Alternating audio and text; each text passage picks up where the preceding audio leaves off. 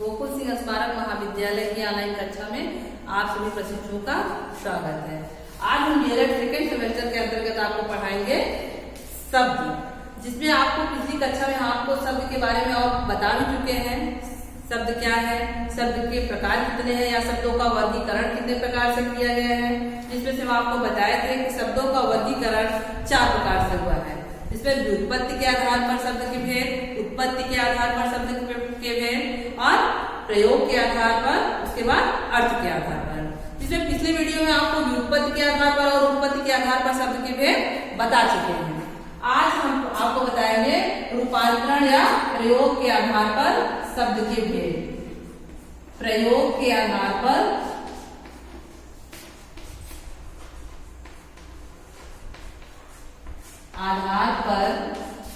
शब्द के भेद।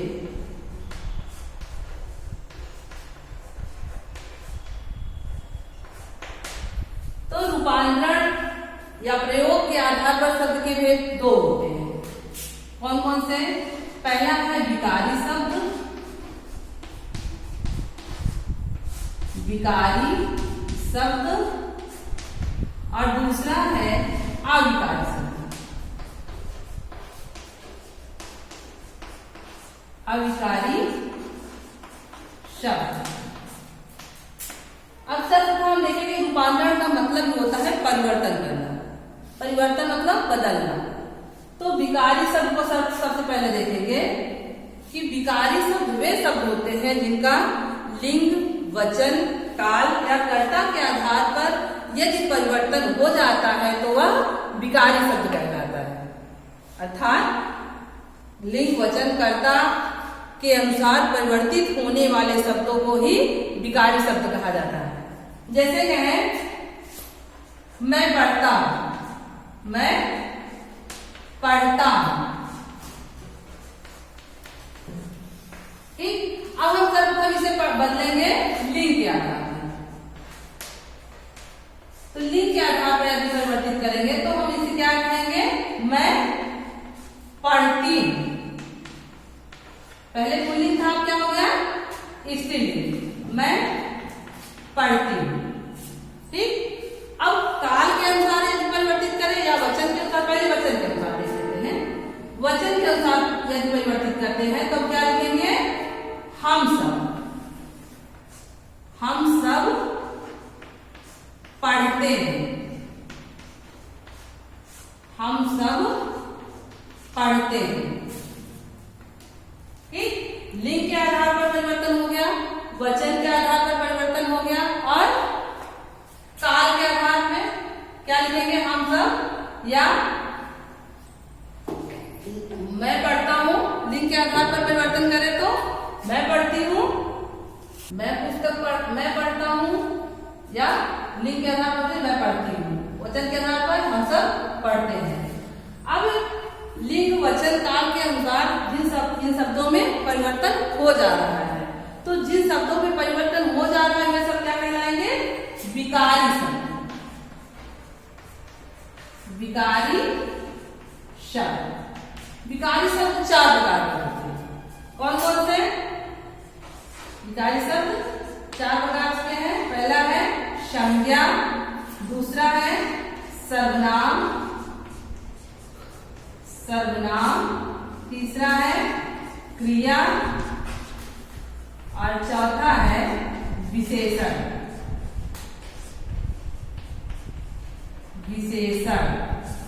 तो संज्ञा, सर्वनाम, क्रिया और विशेषण, ये सब सारे शब्द जो होते हैं इनमें यदि हम परिवर्तन करना चाहें तो परिवर्तन हो जाएंगे। अर्थात परिवर्तन हो जाएंगे तो ये हमारे क्या कहलाएंगे? विकारी शब्द। अब हम देखेंगे अविकारी शब्द।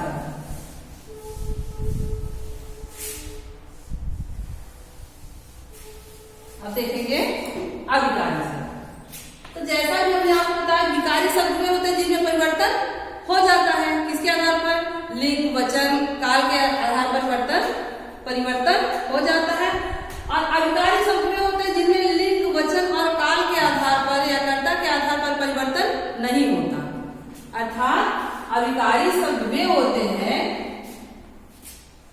अविकारी शब्द वे होते हैं शब्द वे होते हैं जिनका लिंग, वचन अथवा काल के आधार पर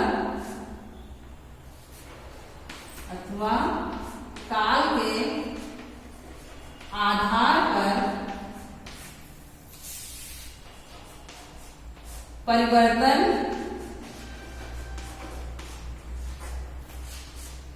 नहीं होता।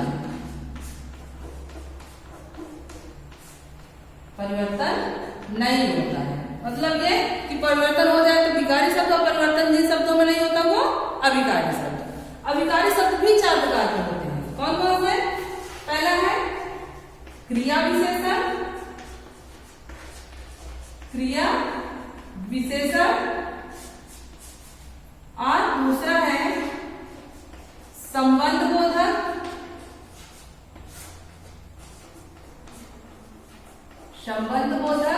और तीसरा है समुच्चय बोधक,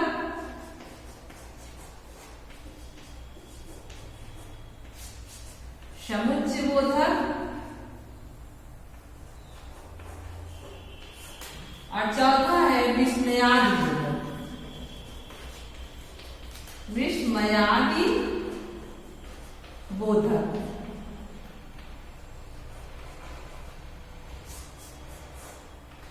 इस प्रकार से देखेंगे कि जो क्रिया विशेषण, संबंध बोधक, समुच्चय बोधक और विस्मयादि बोधक शब्द होते हैं वे सब अविकारी शब्द कहलाते हैं। ठीक, आपने देखा प्रयोग के आधार पर, रूपांतरण के आधार पर शब्द के भेद 2 हुए, विकारी और अविकारी। अब इसके बाद हम देखेंगे अर्थ के आधार पर।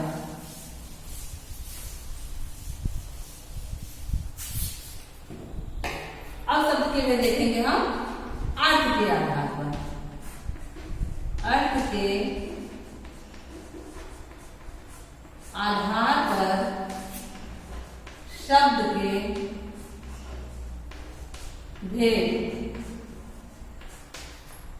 तो अर्थ के आधार पर शब्द के भेद कौन कौन से देखिएगा। पहले तो मुख्यतः व्याकरण में आपको 2 ही प्रकार के शब्द बताए जाएंगे, सार्थक और निरर्थक। लेकिन इसके अतिरिक्त भी शब्द के भेद हैं, जो है सर्वप्रथम सार्थक शब्द, दूसरा है निरर्थक शब्द,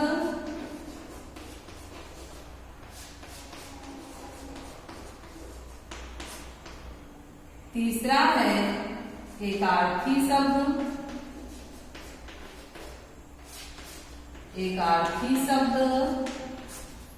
अगला है अनेकार्थी शब्द,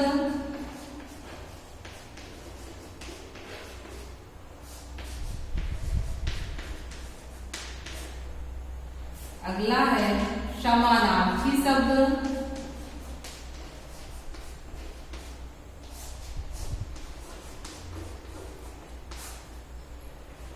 विलोमार्थी शब्द,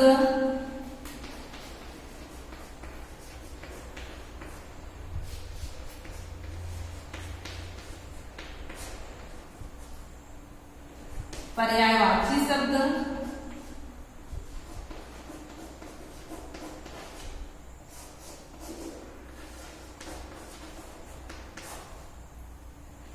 और 8वां है श्रुति संविनार्थी शब्द। श्रुति संविनार्थी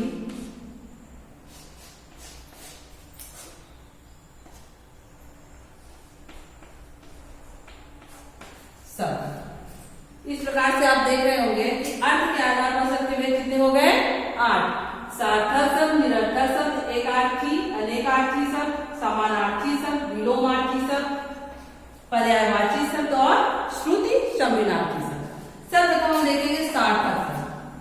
सार्थक शब्द वे शब्द होते हैं जिनका कुछ ना कुछ अर्थ होता है, अर्थात जिन शब्दों के कुछ सार्थक अर्थ होते हैं उन्हें हम सार्थक शब्द कहते हैं, या जिन शब्दों का कुछ ना कुछ अर्थ अवश्य हो उसे हम सार्थक शब्द कहेंगे। और निरर्थक शब्द निरर्थक शब्द होते हैं, जैसा नाम से ही स्पष्ट हो जा रहा है, निरर्थक मतलब जिसका कोई अर्थ ना हो। जिसका कोई अर्थ का मतलब ये है, जैसे हम कुछ शब्द ऐसे होते हैं जिनके साथ निरर्थक शब्द का प्रयोग सिर्फ करते हैं। निरर्थक शब्द स्वतंत्र रूप से प्रयोग में नहीं लाए जाते, वो सार्थक शब्दों के साथ ही जुड़े होते हैं, या सार्थक शब्दों के साथ ही प्रयोग किए जाने वाले शब्दों को हम निरर्थक कहेंगे। जैसे हमने कहते हैं खाना वाना, खाना वाना, चाय वाय, पानी वानी। तो खाना क्या है, वो हमारा, जैसे हमने कहा खाना वाना।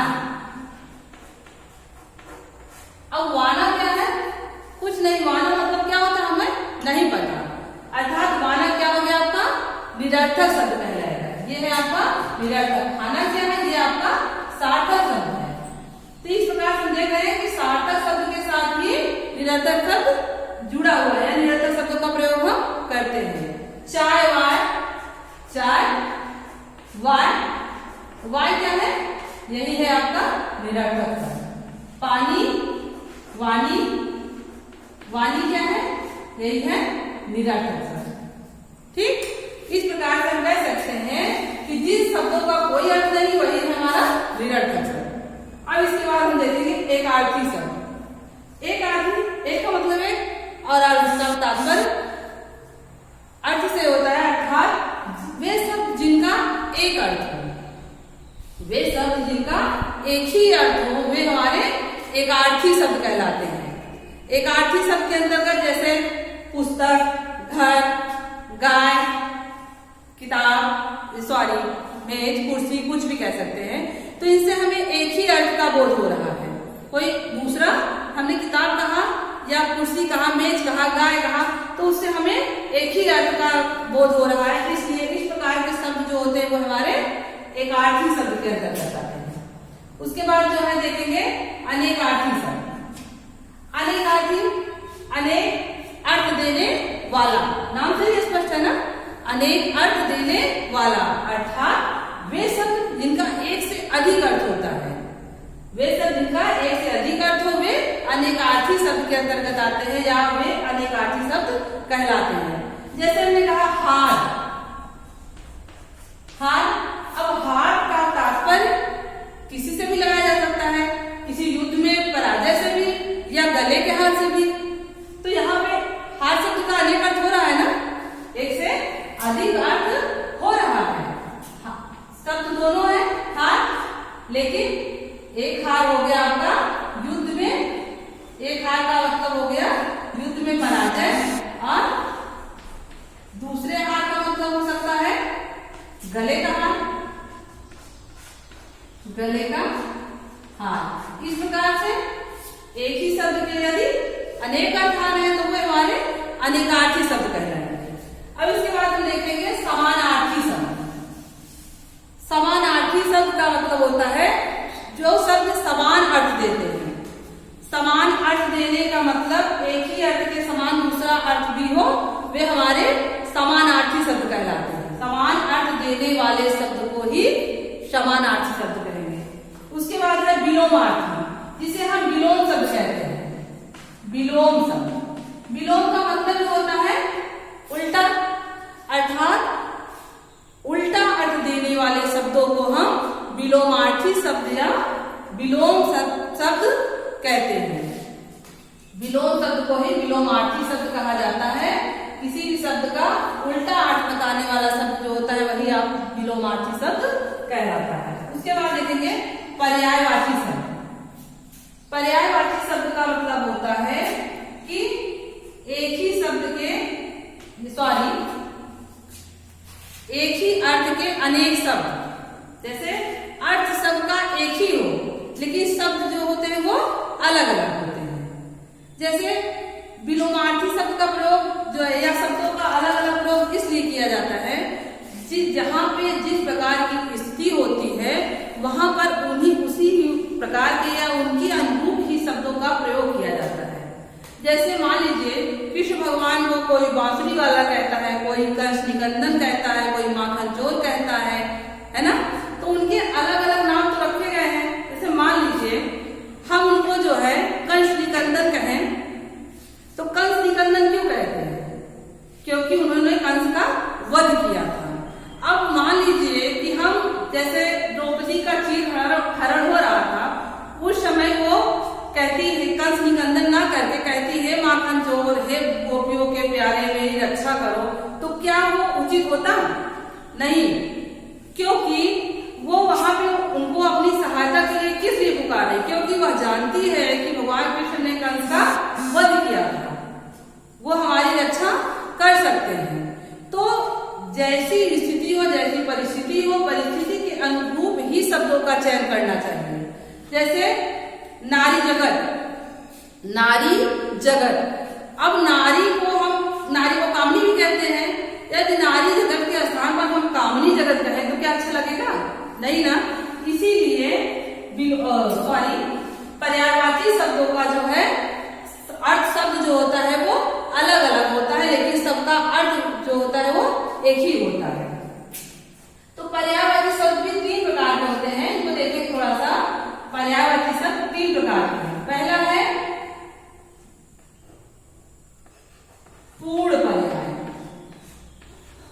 पूर्ण पर्याय, और दूसरा है अपूर्ण पर्याय, अपूर्ण पर्याय, और तीसरा है पूर्णापूर्ण, पूर्ण पर्याय। पर्यायवाची शब्द 3 प्रकार के हुए, कौन कौन से? पूर्ण पर्याय, अपूर्ण पर्याय और पूर्णापूर्ण पर्याय। अब इसके बाद हम देखेंगे श्रुति सम्मिनार्थी शब्द। कौन से? श्रुति सम्मिनार्थी शब्द। श्रुति सम्मिनार्थी शब्द में कितने शब्दों का योग है? पहले देखेंगे। श्रुति सम भिन्न अर्थ, अर्थात श्रुति सम्मिनार्थी शब्द जो है वो श्रुति सम भिन्न और अर्थ से मिलकर बना हुआ है। जिसमें से श्रुति का मतलब होता है सुनना, श्रुति का मतलब हुआ सुनना, और सम का मतलब हुआ समान, भिन्न का मतलब अलग, और अर्थ का मतलब अर्थ ही हुआ। अर्थात इस प्रकार से हम कह सकते हैं कि वे सब जो सुनने में समान हो परंतु उनके अर्थ अलग हो, वे श्रुति सम्मिनार्थी शब्द कहलाते हैं।